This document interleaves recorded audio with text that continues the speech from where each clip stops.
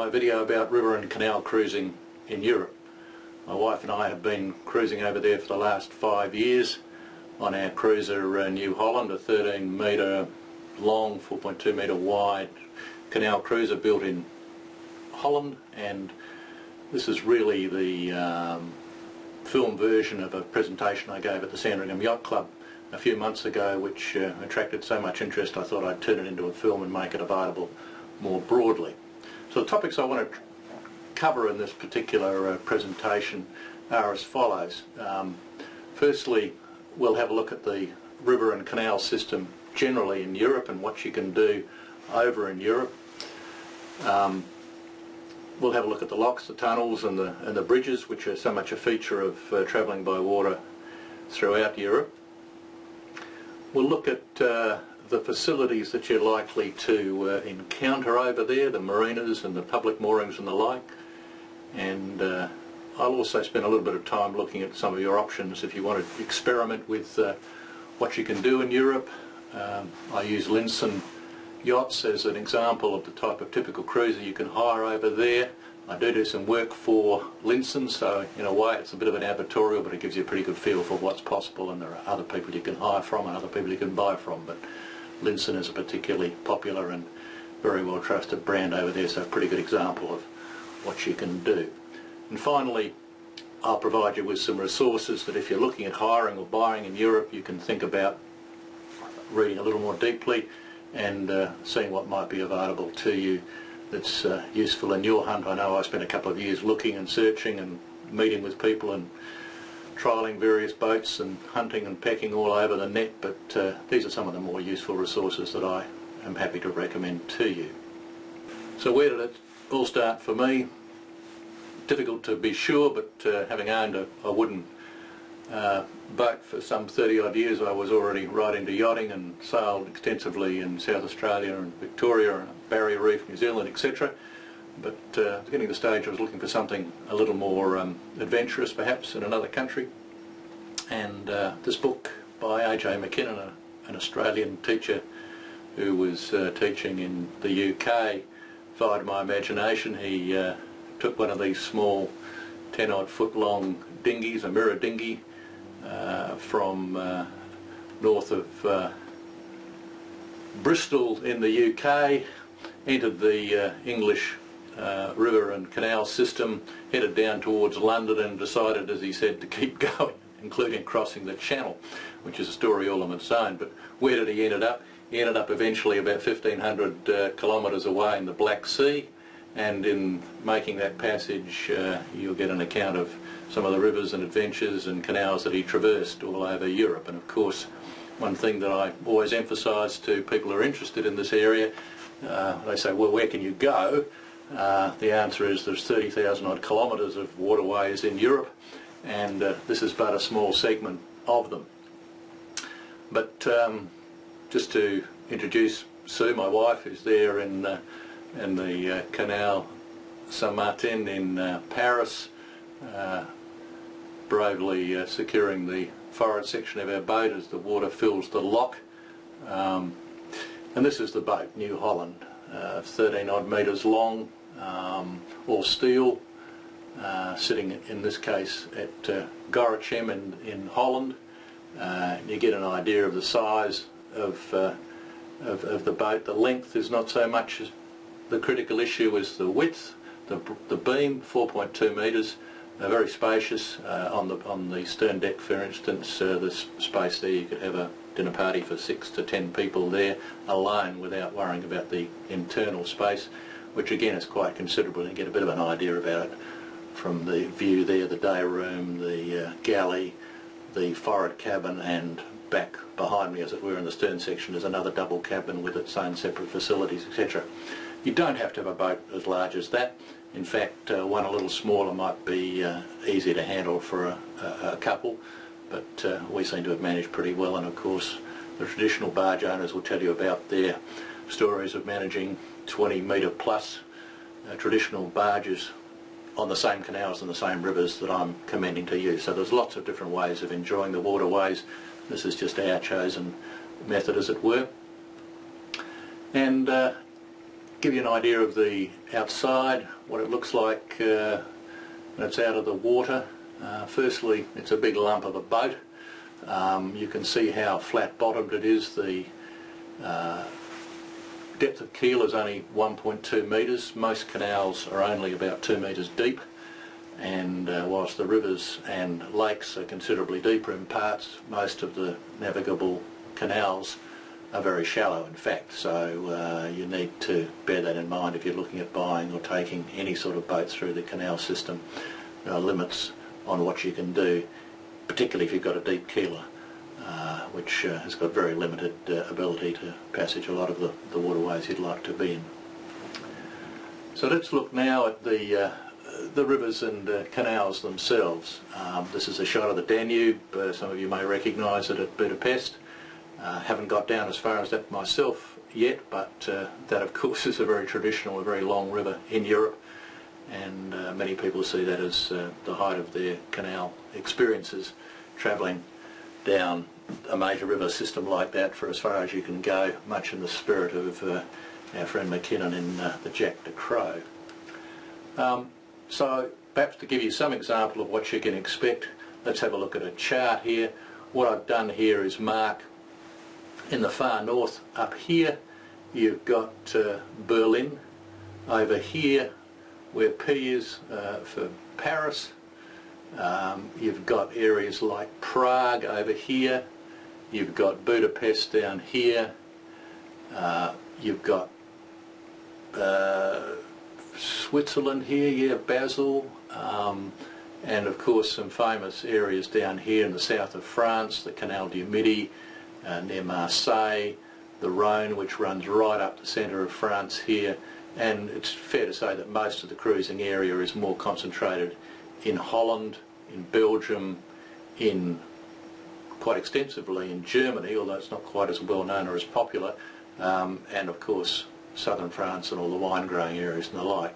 But I've highlighted a couple of areas here which I think will just give you some idea about what you can expect.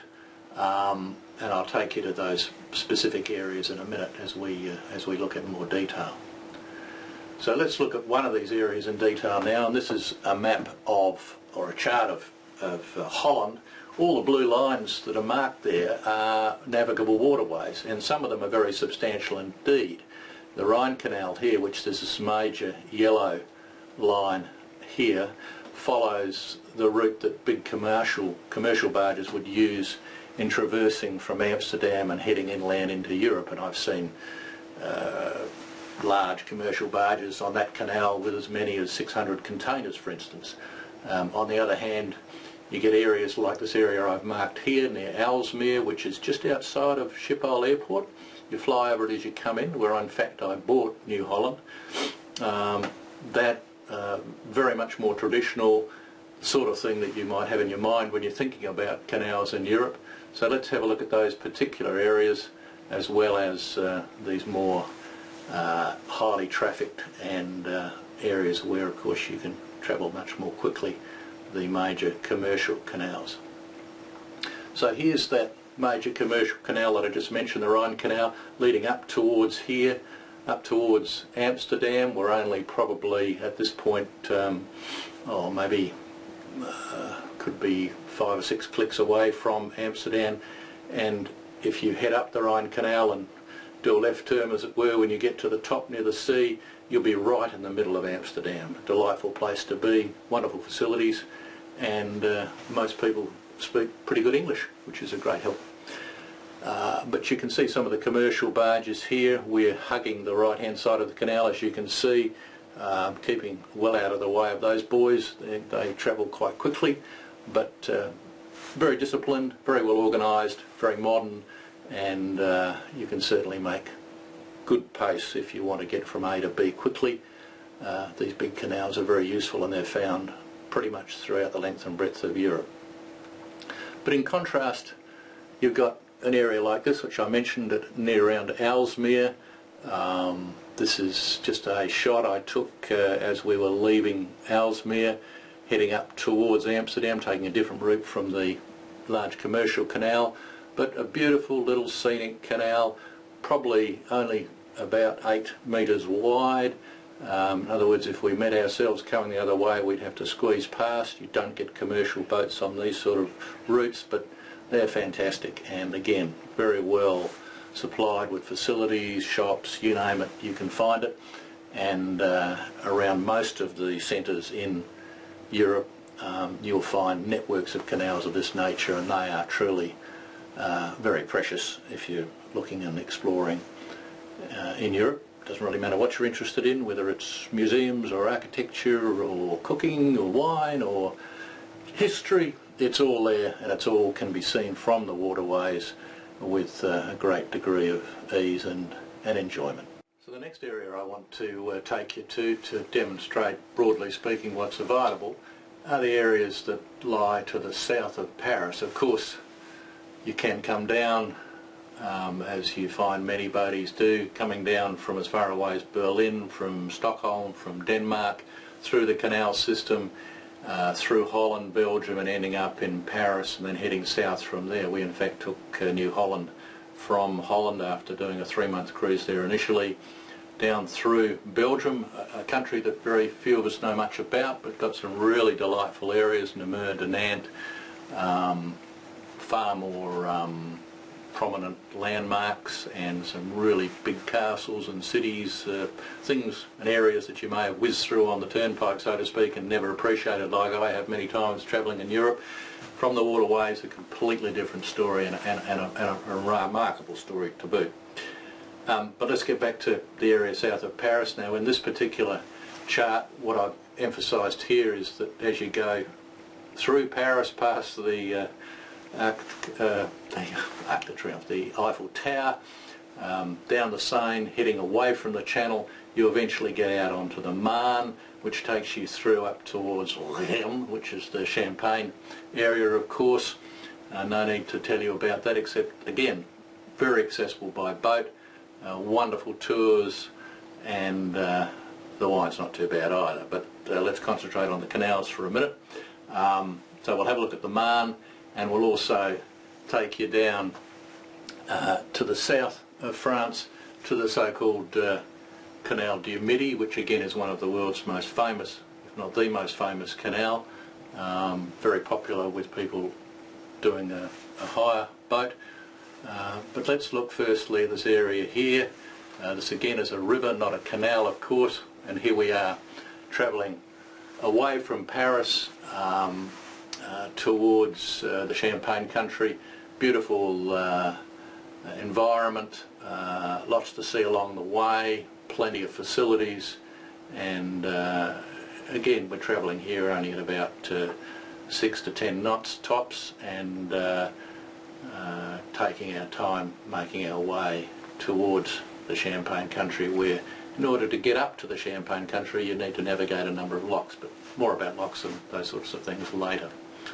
I said we'd look at the Canal du Midi, and that's down here right in the south of France. It is a project that was built first in Napoleonic times and has been moderned and widened to some extent, but in fact it links the Mediterranean, and it takes you all the way through up to the English Channel. Napoleon was keen to be able to navigate supplies and men and boats and what have you between the two, and this was one of the very early canals that was built in order to do that. But these days almost exclusively used for people traversing from the English Channel down towards the Med without having to go all the way around Portugal and Spain and the Bay of Biscay with all its delights. You can cut through on this canal, but again subject to depth and keels and what have you, but again many people do it.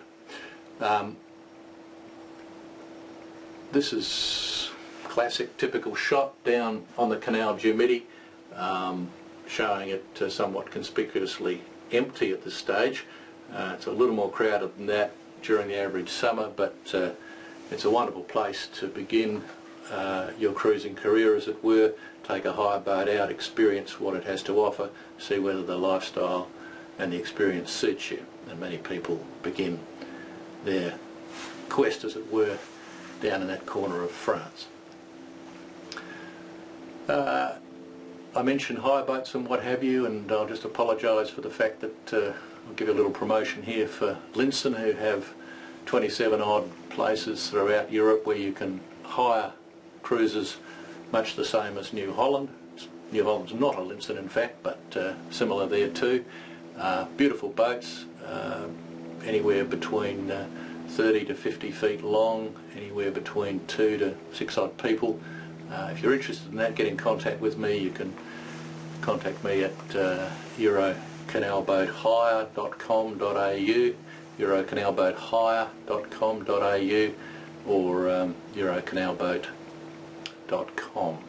There's plenty of detail, videos, etc. on that site, or I can send you one of these booklets which indicates the 27 different locations and where and what you can hire, and I can make those arrangements for you from here, and it won't cost you a bean.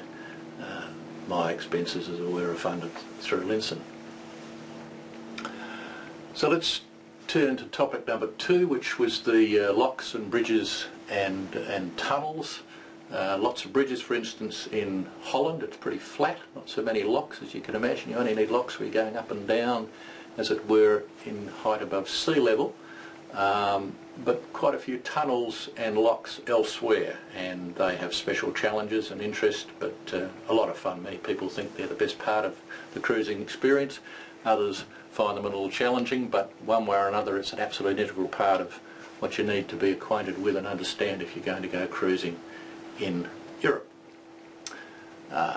Here is a typical lock in the south of France. You can see a somewhat curved section on the side, manually operated. This is one of the older style locks. If we look at a more typical lock that you might find in perhaps Belgium and in a lot of France and Germany, this is more of the example that you get. You can get a feel for the respective height that the boat is going to be lowered or lifted from looking at where the tide mark is.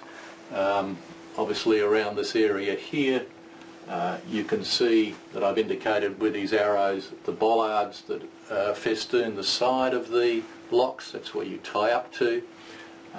There are also places as the boat, for instance, drops, where you can adjust your ropes and mooring lines to better secure the boat as you come in and out of the lock. Again, there's a guide to locking procedure on my website, eurocanalboathire.com, which will give you some idea about what you need to do if you get involved in that. If you go and hire a boat, they generally give you instructions, certainly Linssen do, and you can be a little more confident about what you're going to encounter. This is a lock where you can see there's plenty of space for smaller pleasure craft. It wouldn't be unusual, however, to find that there was a large commercial barge in there, and that would practically fill a lock like this, and you may squeeze in behind it. They have priority, but that gives you a little bit of an idea of the scale, but they come a lot bigger than this, and a lot deeper if you get onto some of those big canals, like I mentioned the Rhine Canal, where they're catering for boats that, as I said, might have as many as, say, 600 odd containers aboard. Again, sounds a bit challenging. In this case, my trusty crew member Stuart has initially secured the boat up at this level, right at the top of the lock, probably a good 15 odd metres above him.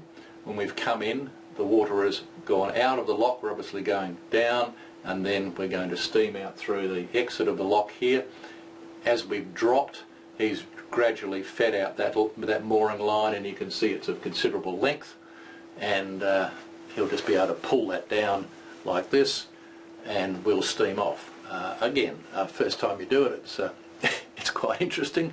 You need to brief your crew, you need to understand what you're about, but if you've had any experience in boats, and even if you haven't, it won't take you long to learn the basics. And as I said, many people think that they're the best fun of all of the experiences of going along the canals. Certainly they can be challenging from time to time as you mix it with the larger commercial traffic, but normally you're either waiting for commercial traffic to go through and leaving the locks up to them, and then you're entering as a smaller pressure craft, or you're entering in conjunction with a larger commercial craft, and there's plenty of room. So again, these canals are commercially run. They're very, very professionally operated and manned, videoed, etc., etc. So I'm exaggerating a little bit the fun and the experience, but it's a serious business of getting through them and respecting the commercial people that are travelling on those canals, but they really look after the boaties, and it's a pleasure as a rule to be engaged and involved in operating these types of locks. So let's look at a tunnel now. Can't remember just off the top of my head where this particular tunnel is. I suspect somewhere in France. A one-way tunnel. This one looks to be about a couple of kilometres long. It'll be controlled by traffic lights, well lit internally. I do recall that these are great places to steam through relatively slowly when it's very hot outside. It's very, very cool in these tunnels, but strictly controlled, and again a lot of fun as you putt through at a very low speed normally, one-way traffic, and they cut off a lot of circuitous travel on some very windy rivers. Most of them have been built and been in existence for well over 100 years, and they're again a lot of fun. This shot is of me coming through a series of bridges in Utrecht in southern Holland. Not something I recommend, not something that I'm likely to do again, but it gives you an idea about what's possible. There were some 11 or 12 bridges in close succession here. I could have easily gone around this particular group of bridges without entering a lock or a bridge, but I chose instead to drive through the centre of town, as it were. Not something I'd recommend, but you can see that even with a large boat and a relatively broad beam, there are some very narrow apertures that need to be navigated, and we made our way through there, and I was pretty happy when I got out the other side. As you can see, it was a little bit of a knee trembler in getting through, a little bit of damage to the extremities of the windscreen up there as we touched sides, but we went through very slowly, and as I say, something to talk about, not something to recommend. I also said we'd look at facilities and marinas. This particular facility here is in Cergy, C-E-R-G-Y, just outside of Paris. Well, it's on the fringes of Paris, about 15-20 clicks out, and we had the boat there for a couple of years. A beautiful modern marina, and on average, difficult to talk about generalities, but could be 30, 40 Australian dollars a night, depending on the exchange rate. Power, obviously, water, washing machines, showers, etc. if you need them. Most people have it on board, but a lot don't. So there's plenty of facilities, and that particular marina is surrounded by about 6 restaurants, and there's a big old town out behind it, and just over the hill a very modern town with a very large hospital and all the facilities that you'd expect in a modern country. Here in Belgium is an example of some public moorings. This is in a town called Duncan, which has a very substantial castle up here on the top of the little promontory. Well worth a trip, delightful little cathedral. But the point of showing you is this area here, which I've marked with this yellow line, is all public mooring where you can tie up, feed what amounts to a parking meter, get power and water, and like so many of these public moorings, they're either in the middle of town where you can literally just hop off and walk into the city centre, or they're very close to the town. They may cost you a little bit of money. Probably it's fair to say the closer they are to the centre of town, the more they'll cost, but the costs are usually very, very reasonable, and it's lovely to have the accessibility that these sorts of towns provide. And it's very common in France, very common in Holland, to be able to, you know, tie up pretty much in the centre of town or very close to it. If you haven't got a car, which generally you don't, of course, it's very much to be appreciated. you're probably travelling with bikes, an easy pedal to see the sights and get around. And again in Belgium here, another lovely city, Namur, N-A-M-U-R, Namur. Went to a barge rally here initially to get a feel for what was going on. Big river, lots of public mooring. This again is a public mooring right outside of a very old style casino off to the left of the screen. But again, extremely substantial city, a castle on the hill that would rival Edinburgh Castle for those that know it. But just across the way here on the other side of the river, a fully fledged marina with everything that opens and closes. If you want to pay for that, go there. If you want to just tie up for nothing, go here. I've done both. Each has their respective merits depending on what you need. And again, public mooring, this time in Holland. You get an idea of this is closer to the sea, so you're getting a few more yachts up here. But again, right in the middle of town. Normally you're paying something, but again, very reasonable. The towns are promoting the attraction of boats to their particular corner of the woods. Boaties bring money, buy things, and see the sights, and they look after us. So again, certainly in Holland, I'd highly recommend it. And here's an example of us just stopped, as it were, at the side of a river. You can't normally just tie up in unmarked areas on most canals. This happens to be a river, but again, there are plenty of places like this throughout Europe where you can tie up and just spend a night. You might find that in the morning there'll be 2 or 3 other boats, as I recall there was in this circumstance, either in front of us or behind us, but the social life and the people you meet, very interesting. I think in this particular case I recall the chap in the boat ahead had a piano accordion, and boy, he could play it well, and he was by himself, but he entertained us without actually knowing that we were listening for an hour or so that night. But just one of those random events that occur. And finally, this is one particular marina that is world famous amongst boaties, at least. If you've ever been to Paris, you've probably had a look at the Bastille, or the area around the Bastille. This is the moat of the old Bastille fort, destroyed of course in the French Revolution back in the 18th century, but now it holds about 200 odd boats. You'll pay about 50 odd euros, maybe 60 bucks a night to tie up here, all the facilities that you need. And there's a little tube station right at the end of the marina. It's right slap bang in the middle of Paris. It's probably a kilometre away from Notre Dame, and highly popular amongst bargees and people travelling to and from Paris. From there you can go literally under Paris until you get into that canal that I mentioned earlier, the Canal Saint-Martin and Canal Saint-Henri, which are at the end, as it were, of this marina.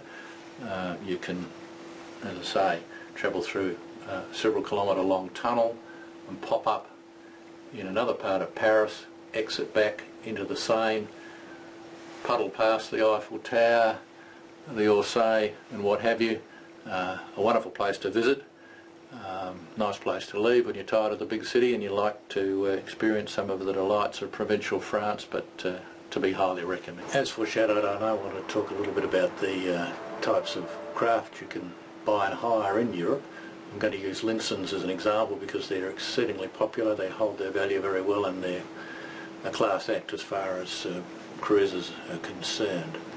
We're not talking here about the more traditional barges. There are quite a few of these around, beautifully converted, built in the early 20th century or late 19th century. You'll see plenty of these, and there's a lot to commend them. 20 metres or so, a little more difficult to navigate your way around, but you'll see many aboard, and many Australians, New Zealanders love these craft, and certainly they've got a lot to commend them. We're not also talking about these type of narrow boats, which you may have seen on the English waterways, built for much narrower canals.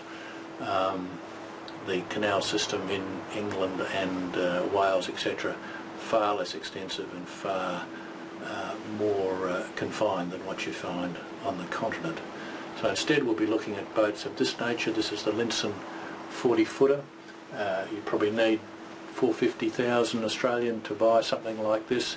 Depends on how you fit it out, but all built in Maasbracht, which is very close to Maastricht in Holland on the River Maas. If you're ever interested in looking at a Linssen, hiring a Linssen, or wanting to see where they're built and how they're built and the quality that goes into them, let me know. I've taken several prospective buyers across to Maastricht, and they're more than happy to show you around. It takes about half a day, but I think you'll come away like I was, very impressed with both the fact that it's a family-owned business. It's been going for since the war, and what they produce is, as I say, top drawer. This is the classic sturdy, as opposed to the previous model, which is the grand sturdy, the more modern variety. But again, the facilities very similar, the fit out extremely similar. This one is the 36-footer, a little cheaper at somewhere between 350 and 400,000 Australian dollars. And we'll just have a quick look at the typical layout of an AC, the aft cabin style, where you have an aft cabin, a double bed with its own facilities, a forward cabin similarly, own facilities and a double bed, the galley, a day room, and the space on the aft deck above the aft cabin, which, like New Holland, you can entertain in and enjoy the great outdoors, so to speak. So let's have a look at a little shot of one of these boats. This, again, you can see is one of the classic series, the classic colouring. Probably somewhere in Holland, I guess.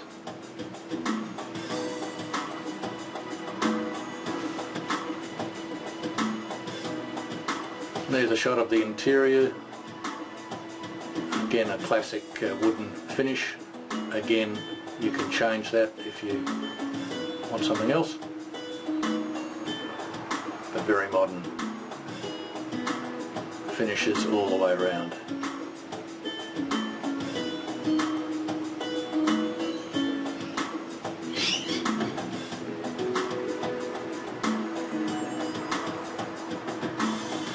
Characteristic rope fender that runs right around the Linssen's, one of their characteristic trademarks almost, as it were.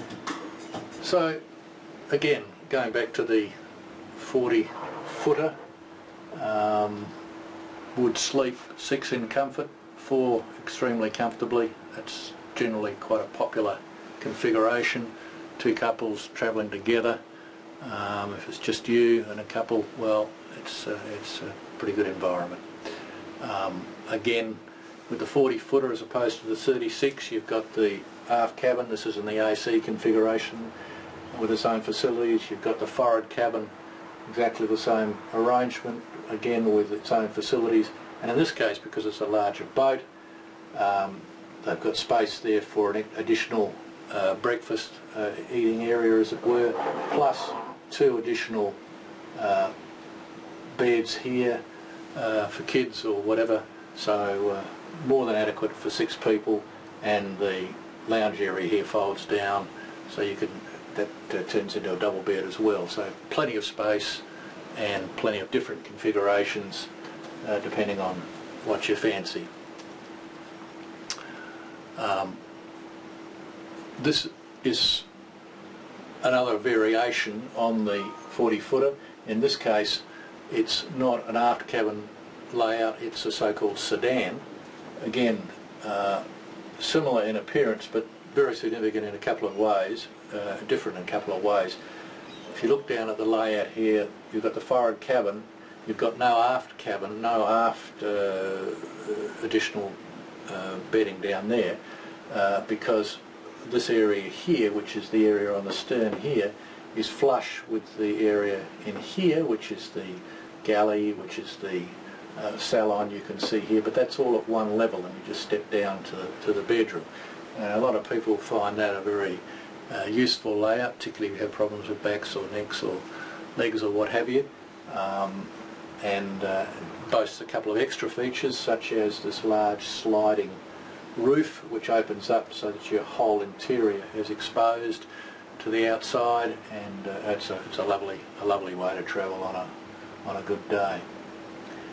And of course Linssen make larger boats. If you've got a million plus to spend, then 52 plus.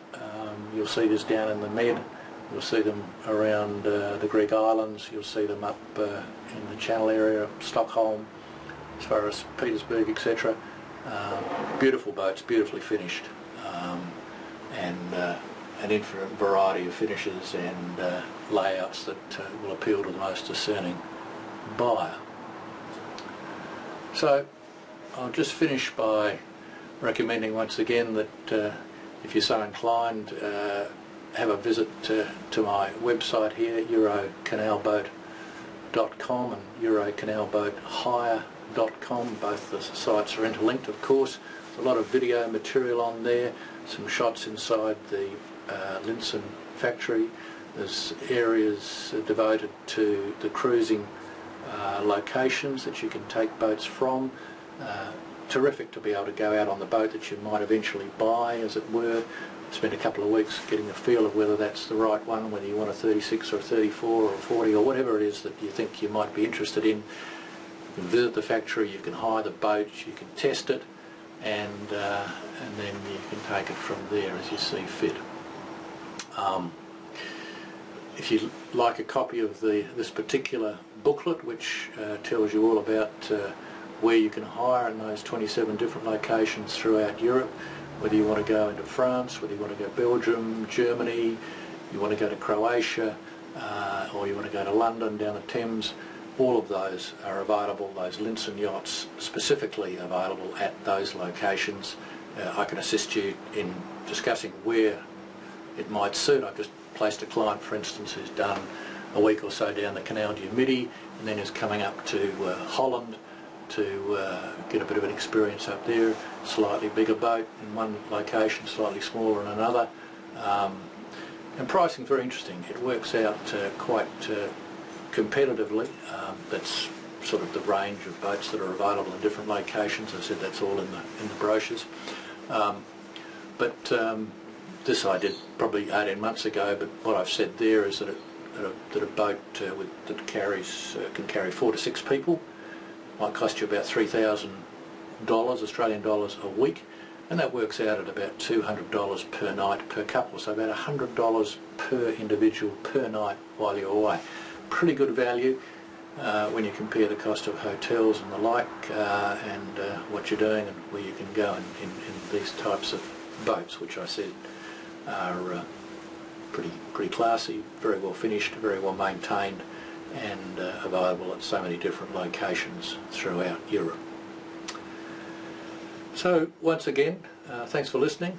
Don't hesitate to give us a call or send me an email once you've had a look at the sites, and if I can assist you in either hiring or buying, I'd be delighted to do so. It's not really a business for me, it's more of a hobby at this stage, but I think I can assist insofar as different locations, places that I've been to, insights that I've gained, and I don't mind spending a bit of time with you looking at what alternatives might appeal to you, and as I say, whether I'm assisting you hiring or in fact buying, it doesn't cost you any extra.